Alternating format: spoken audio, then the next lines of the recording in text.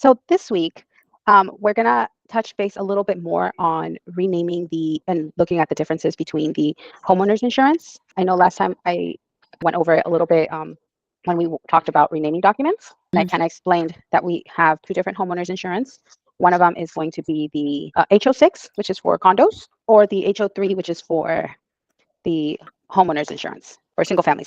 Sorry. So when we have a HO3, we have the replacement cost estimator. And when we have the HO6, we're going to have a master insurance. HO6. So that's for condominium, right? For HO6? Right. Yes. So whenever we have an HO6 for condominiums, we're going to have a master insurance to go with our policy. So master insurance. Yes. So there'll be two types of insurance. Whenever you have a condo, you see the property type for a property we're working on, or loan we're working on, and it's a condo, you're going to have two types of insurance for the property. Two types of insurance. So HO6, the homeowner's insurance for the property, we are going to label it. Well, for purchases, we're going to get the quote first, and then when we bind it and get the insurance binder with the lost payee or mortgagee updated, we're going to go ahead and let me share my screen. So when we bind it and get the policy, you scroll down. If you look at the insured on the actual policy, it should have the borrower's names. Unless it's being vested into a trust, it should have the actual borrower's names. So if the name insured here has the names of the borrowers, it's going to be an EOI. So it's going to be, let me open up another tab. So if we go down here, the homeowner section. So once we have the lost payee or mortgagee updated, it's going to be EOI underscore the property address underscore the expiration date. So for a refinance, we don't get an insurance quote. We already just get an actual homeowner's insurance from the borrower. So when we get the document for the insurance from our borrower, we are going to label it as an HOI. So at the beginning of the stage, it's going to be HOI underscore property address underscore expiration date. Once we update our lost payee or mortgagee, it's going to change to EOI. So if it's named as EOI, we know that the insurance it's the updated insurance and it has the new bank's information. So I would like to verify my understanding for purchase. Yeah, for purchase, if we're going to ask for, we usually ask for insurance code, right? Right. To different insurance companies. So we will gonna label it as HOI. So once we are going to request for, for the quotes, you don't have to label it as HOI. You can label it as EOI, but you just have to label it as a quote. So you're going to put EOI quote so that we know it's the insurance quote. So we were gonna label it as an AOI once we bind it or once the mortgagee is being updated. Correct. So for refinance, we get the actual HOI from the client. We are going to label it as an HOI. And once we will have the lock payee updated, it should be an EOI already. Correct. That's the difference. All good. Yeah? Yep. Okay. So on let me show you the difference I had here. So again, if we have where's the invoice? So when we are labeling the invoice with the insurance, so we're going to get the insurance, the updated insurance from the agent. So if it's a purchase, they're going to provide us an invoice that's going to have the amount that has to be paid. For a refinance, we're going to get an invoice that's going to be labeled as a paid in full, because for the insurance, it gets paid yearly. So for refinances, for the most part, they're already paid for. So in this case, this one right here, the amount due is showing 0. Does that make sense? So when the invoice shows amount due as a 0 balance, or it can state as paid in full, you're going to label it as the invoice underscore EOI underscore paid in full, and then underscore should have the property address.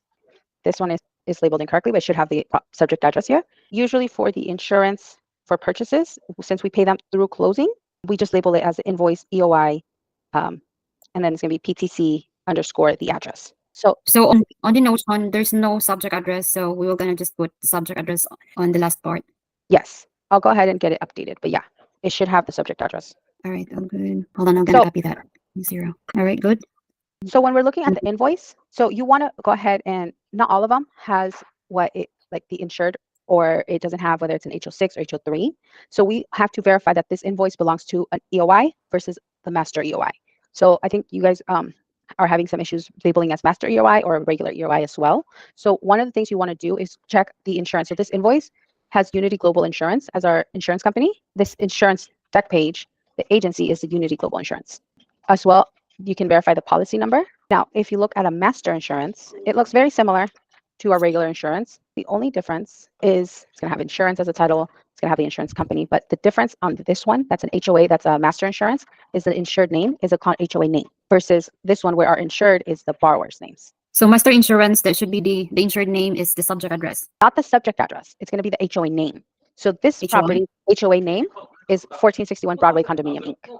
Those other insurance, this insured here, this master EOI has North Park Townhomes HOA. So it's the name of the homeowners association where the property is located. Oh, so that's the master insurance. Yes. So do you kind of get what an HOA, what homeowners association is, or what an HOA is? Again? Do you know what an HOA or homeowners association is? Not, but I think it's so. Just think of it as how condominiums or gated communities are. Okay, so think of it as like an apartment complex. There's apartment complex has all these units, and then they have a manager, right? Yep. That's kind of what the HOA is. It's a management that's it's gonna manage all these units in the condominium property address or the gated community. So it's some type of management company. Think of it as that way. So because they have this management company, they have to have this separate insurance to cover the entire units, not just one unit. So the insurance for the property, the homeowner, the one that we're looking at, the HO6, this one covers strictly just the one unit. In this case, 8181 4th Street, Unit A. This one here is going to cover all of the units. So if you see the insured name, if it says HOA, or sometimes it's a Inc. or an LLC, if it's a name of a business, it's most likely going to be considered an HOA, a master EOI, versus the types of liability. There's going to have a workers' comp, and versus the personal, it only has the dwelling and personal liability. This one has a liability, but it's not a personal liability. When looking at an invoice for master EOI, I would say about 99% of the time we go order it through a third party called EOI Direct. So that's not a good example. So this is a Insurance 21 Whittier Townhomes Inc. This is also a master insurance. Let me find, this is the invoice I was looking for. So whenever you see this EOI Direct, it's a third party company where we order the master insurance for to have the lost pay updated. So whenever you see that EOI Direct, it's going to be an invoice for a master insurance. Invoice for master insurance. Okay. If we end up getting the invoice directly from the insurance company, then the invoice is going to have the HOA name, and you're going to look at the insurance company to match the actual policy. So in this case, the insurance is John P. McDonald. This one right here, the agency is John P. McDonald. So this invoice here is for a master insurance. Do you have any questions? So this one is for the invoice, master insurance. Hold on, I just need to verify for the master invoice. 99% it will be ordered via EOI Direct, so there should be a wording EOI Direct. And this one as well. This one is on the right side of the screen, so that should be a master invoice as well. Yeah, so this one right here is going to be an invoice for the master insurance. So again, it has a H name here. And if you look at the insurance company where we're getting this invoice, it matches the master EOI, the insurance that is covering this HOA name, this HOA here. Oh, good. Copy on that. Okay. Now, we've noticed that the title E&O, you guys are labeling it as an insurance.